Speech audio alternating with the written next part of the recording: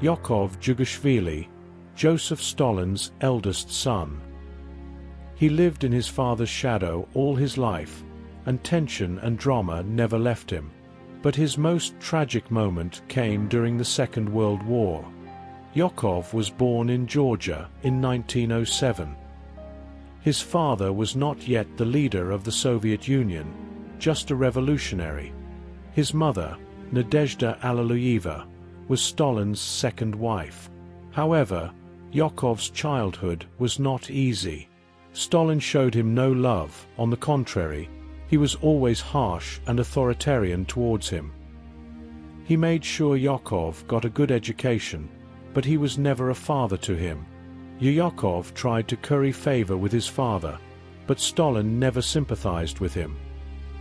He saw his son not as an individual, but as part of Soviet ideology. The tension between the two grew over the years. In 1941, Germany attacked the Soviet Union.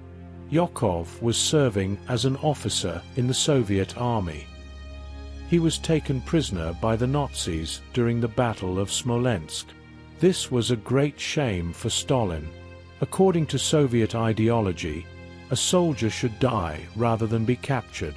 The Nazis wanted to use Yakov for propaganda purposes, but Yakov resisted. Hitler's generals made the Soviet Union an offer. Yakov in exchange for the release of a German field marshal. But Stalin rejected this offer.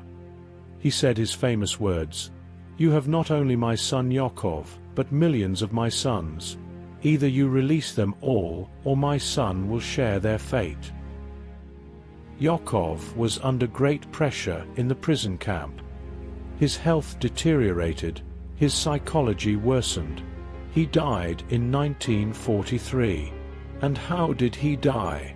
According to some sources, he committed suicide by throwing himself over the fence.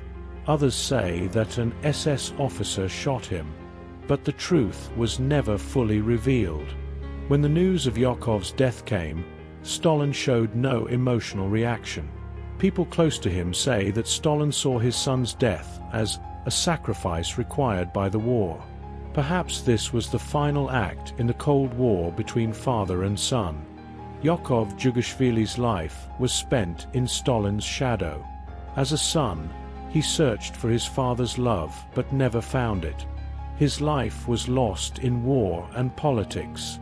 And perhaps the greatest tragedy was that his father remained indifferent even to his death.